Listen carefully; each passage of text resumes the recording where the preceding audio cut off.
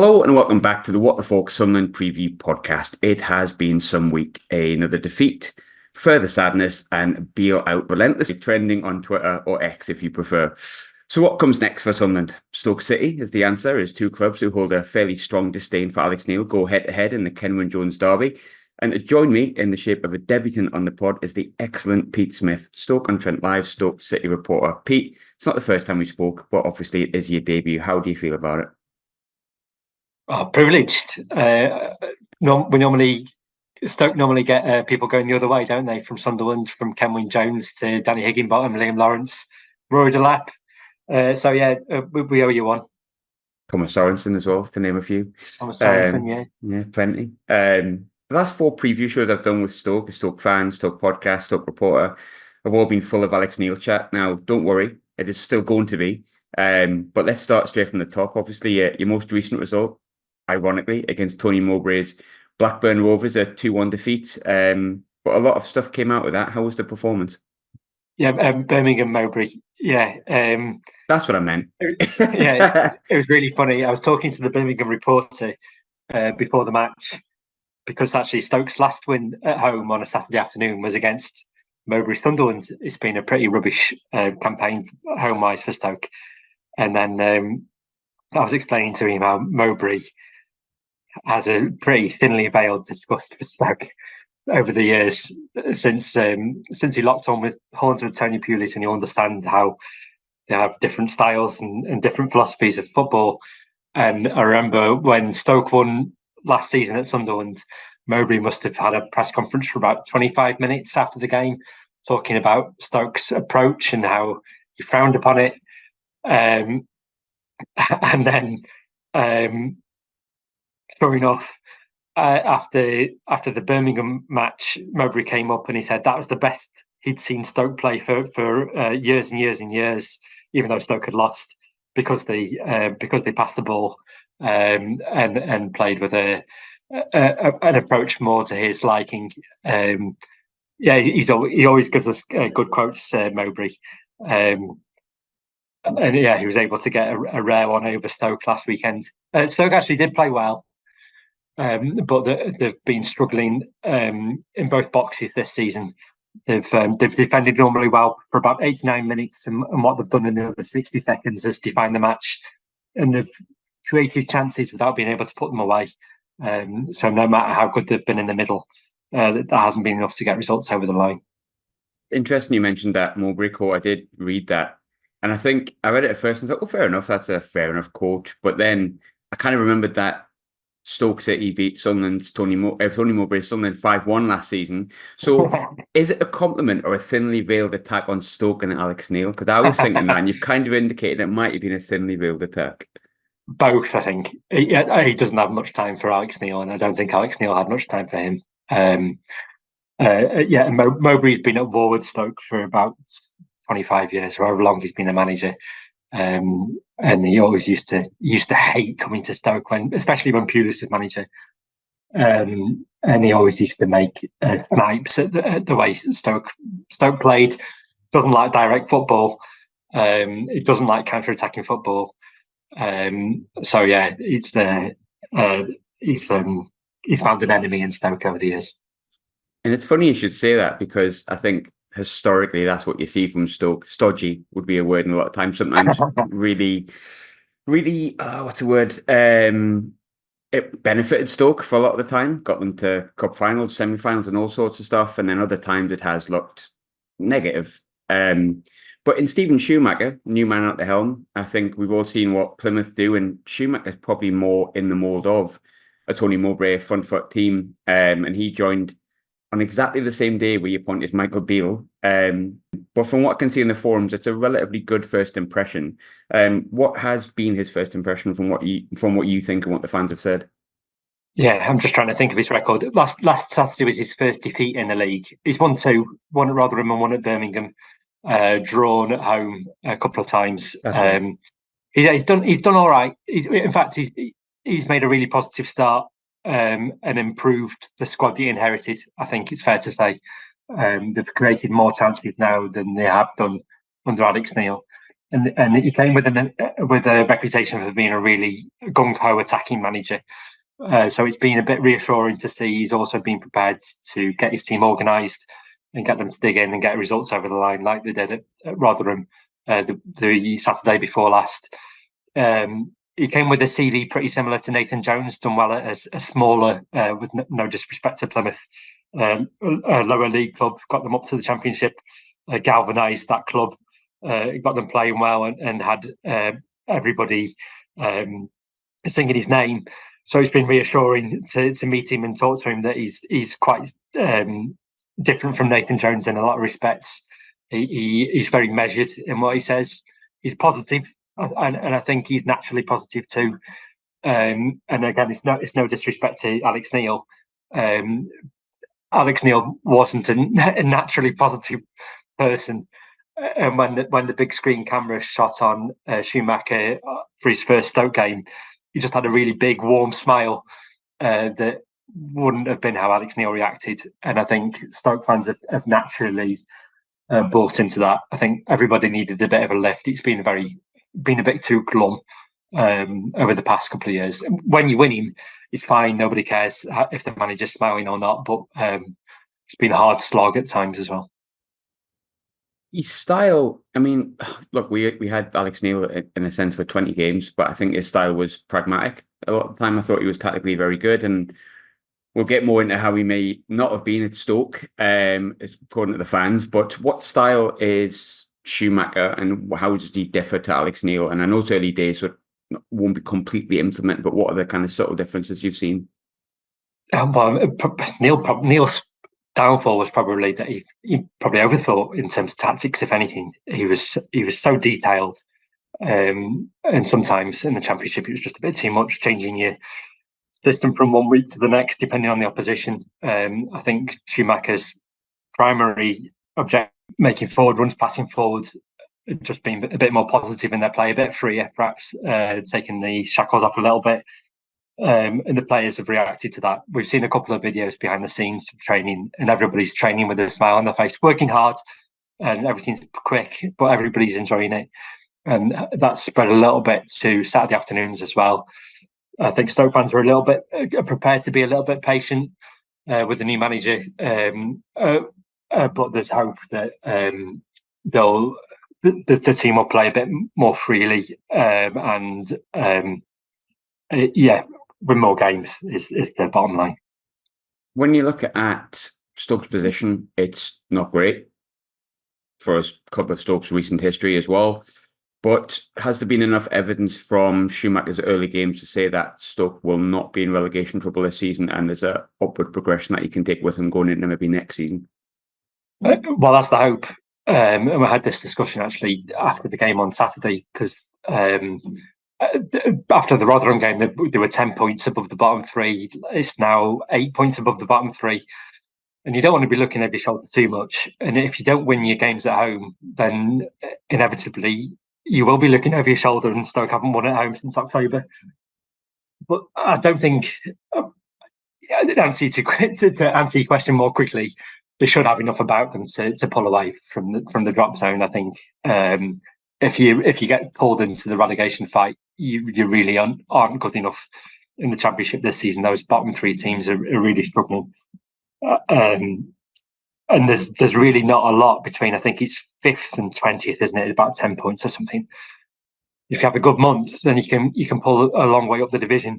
Stoke haven't been able to have a consistent run of form, certainly not a consistent run of results, and that'll be the task. So we don't want to get ahead of ourselves and say that Stoke are out of it, and we also don't want to get ahead of ourselves and think that it's the bridge is attainable between themselves and the playoffs. But hopefully they can pull up towards the top half.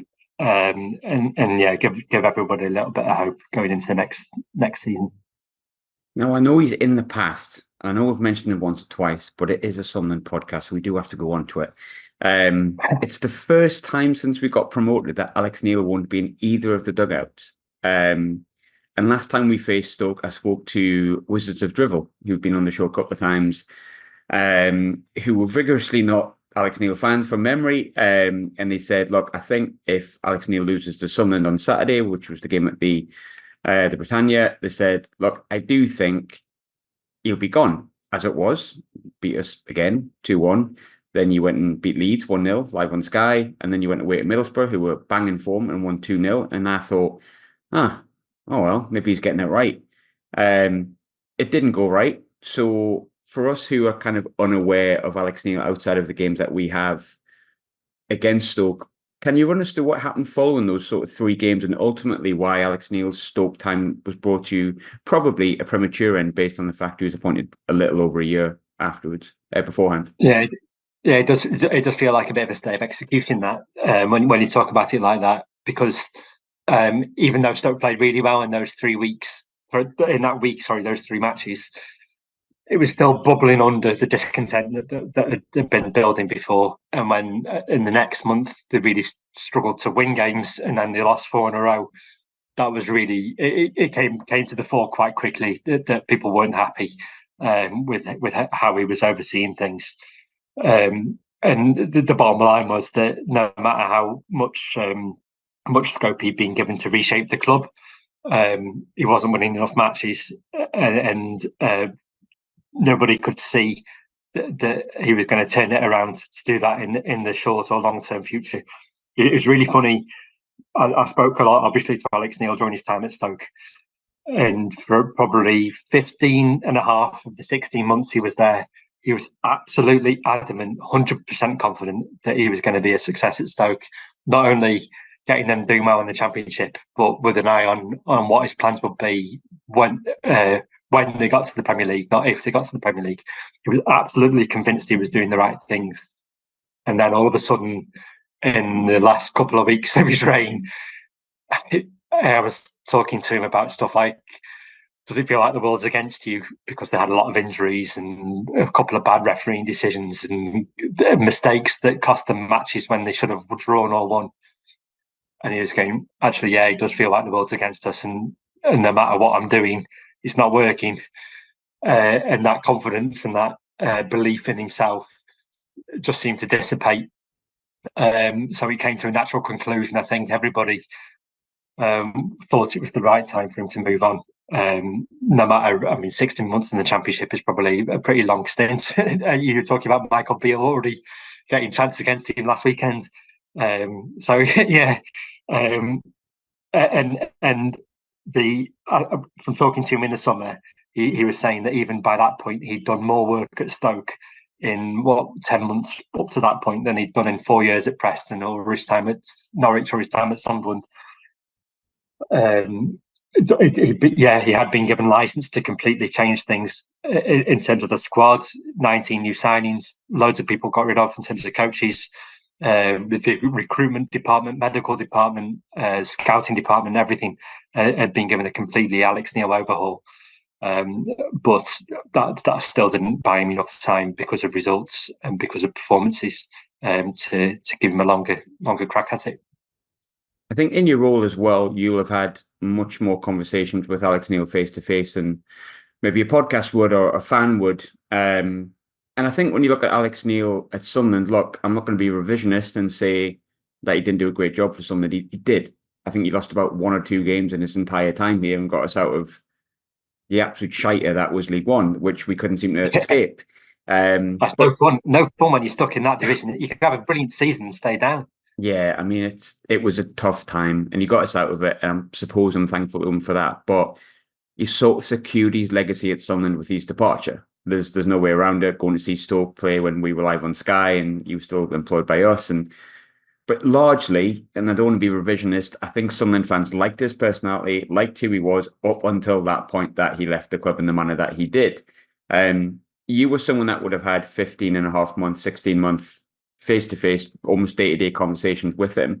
But Stoke fans never seem to talk to him. We kept an eye on it, naturally, to hope he failed, because of course we did. And it felt like after about 6 weeks, Stoke fans weren't too sure. And what was your impression of him in your day-to-day professional life? And why do you think Stoke fans didn't really take to him early doors?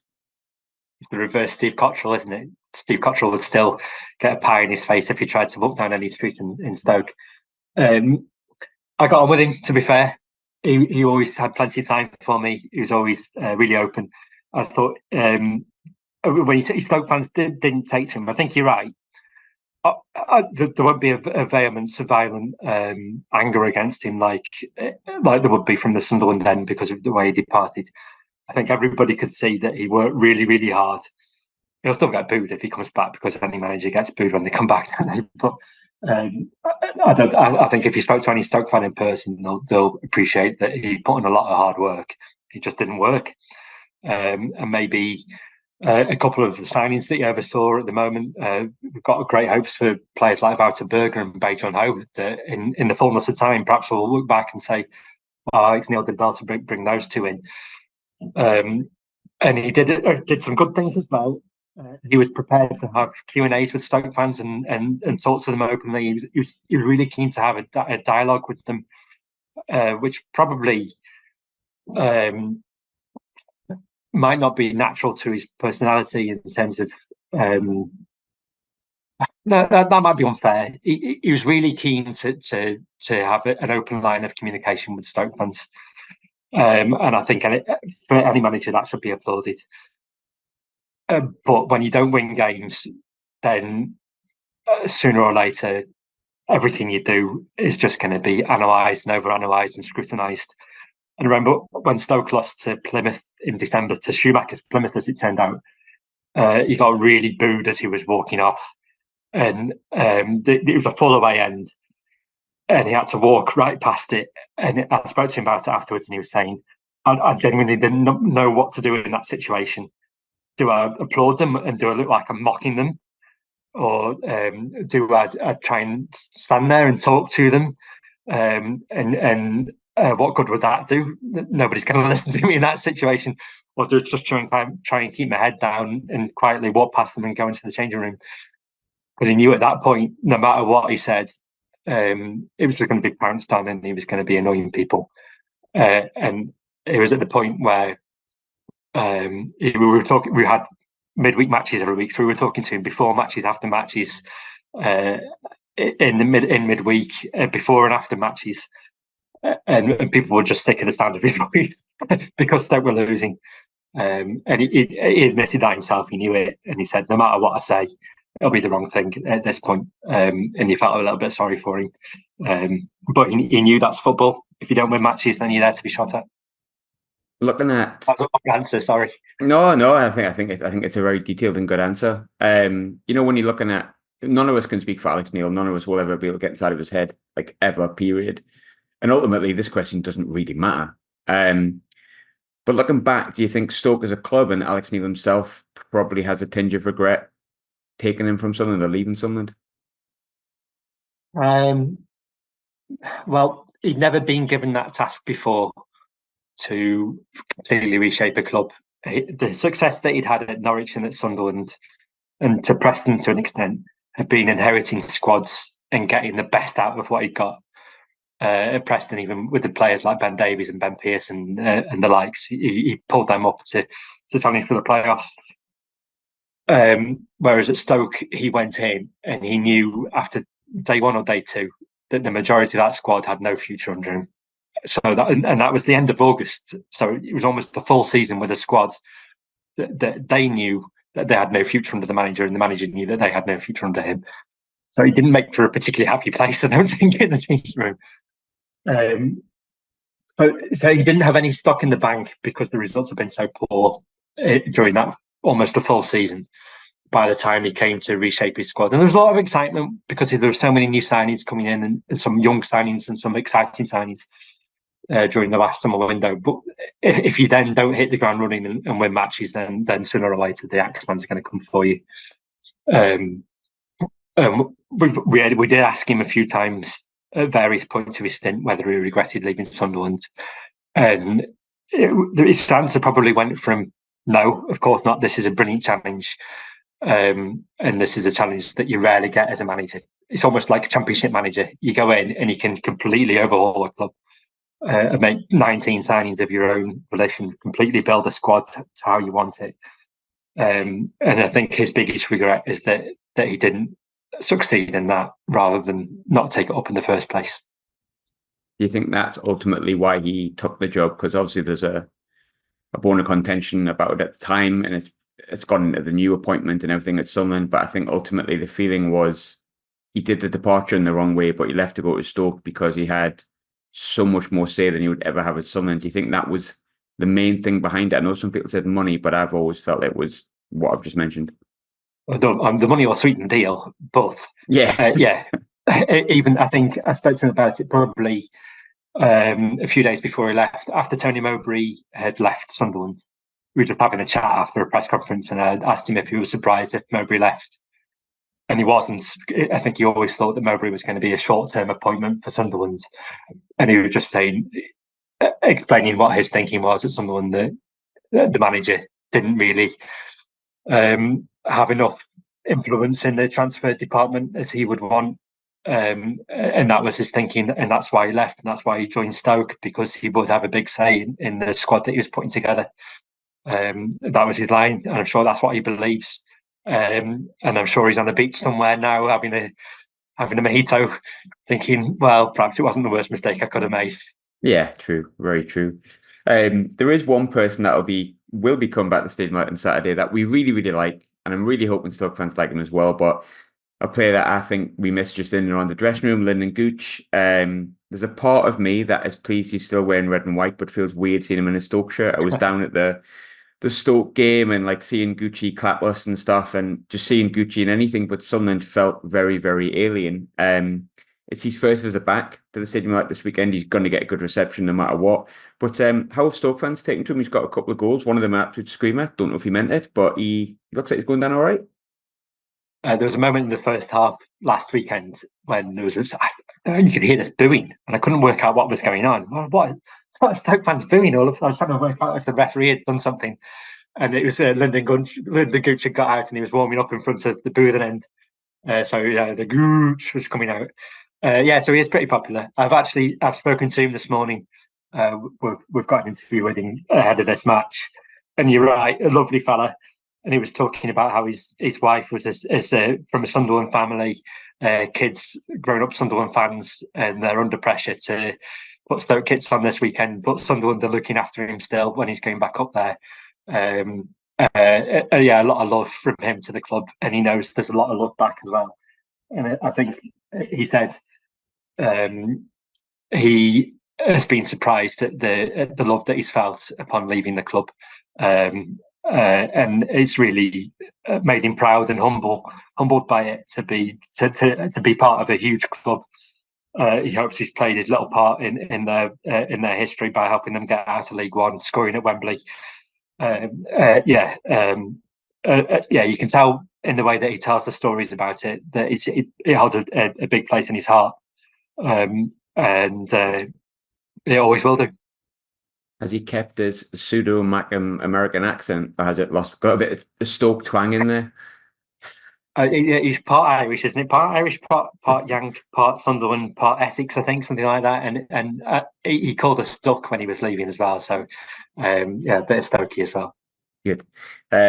Before I normally do this at the end, but before I do forget to do it, there'll be a lot of Sunderland fans that want to read that interview. Where can we find that interview? Obviously on your page and the site. Yeah, Stoke-on-Trent Live. It'll be up on. It's Tuesday today, isn't it? Wednesday morning. It'll be up there. It should be a good read. Yeah. Sunderland fans will want to read that 100%. Bit of an obvious one here, but we've talked a lot about Alex Neil, not going to play any part. We've talked a lot about Lynden Gooch, will play some part.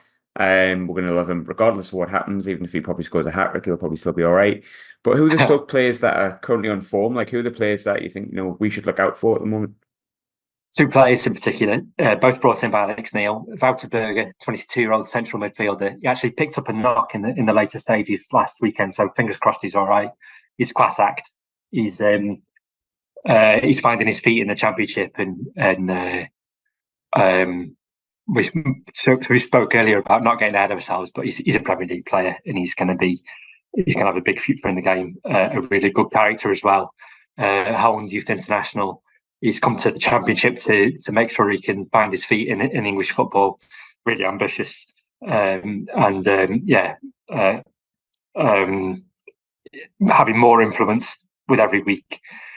And the other lad is Beijun Ho, South Korean forward, and he's probably a number 10 in an ideal world. Schumacher is playing the 4-3-3, so he can be squeezed into either a number 8 in central midfield or in a wide right or wide left role in the front three. He's doing everything right at the moment, balletic, until his final assist or goal. He's such a good footballer, he's such a lovely footballer, that if Stoke coaches can't get those final bits in his game, then they need to retire from football, because he's got a load of potential and a big smile on his face as well. And I know it's stereotypical when you think of South Korean footballers to think that they've got big smiles and hardworking and technically gifted, but he ticks every box, and we're sure he's going to have a big future in the game too. I really don't want to chat about Sunderland. This used to be my favourite part of the podcast, but I'm going to have to do a couple of more questions before you go. I know at the start, Beale has been trending throughout the week. I think Sunderland fans have made it relatively clear with our thoughts on Michael Beale. The bulk, not everyone, of course, but there were strong rumours that he caught the Stoke job before he opted for Schumacher and he came here. I'm kind of curious, and I know that you might be reluctant to discuss a club that you don't see every single week, but what have you made of Michael Beale's appointment and the subsequent fallout, and Sunderland fans' thoughts on it from afar? It's been funny, isn't it? Because the positive momentum was so hard fought for at Sunderland after going stepping backwards for so long. And Mowbray just seemed like a safe pair of hands up there. And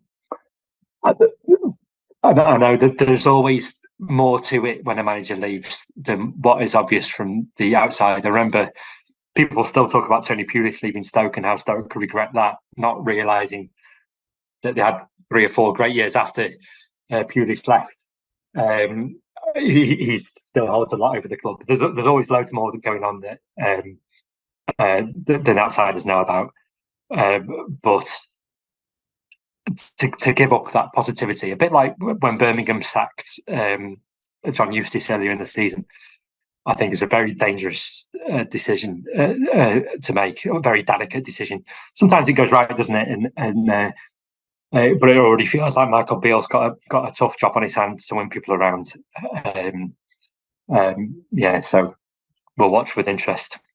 I'm going to say, you went through I always felt like reading the Alex Neil stuff on the Stoke City full-time results, even the win or a draw, whatever it may be, it felt like it was a long, drawn-out sacking with Alex Neil, as we've kind of touched on before. You, someone that's been through that kind of melee that's continuously going on, and I know you can't get in the head of Kieran Louis-Dreyfus and Sunderland board, but from the outside looking in, how close do you think Sunderland might actually be to just dispersing with him and just departing with Michael Beale? From the outside looking in, I think everybody would be shocked still. Even in the Championship, people get more than a month. You shouldn't. But you're right. Sometimes it's just better to rip the plaster off, isn't it? And the Stoke board is a dream board to work under as a manager. And for whatever reason, the past 5 or 6 appointments have really not gone well. And it's been obvious after a couple of them that this hasn't got success written on it, and they've hung on. Even with Mark Hughes should have been sacked maybe a season or half a season before he went. And when you know that it's going to happen, then it can feel like it's a slow death and pretty painful. Rather you than us. Yeah.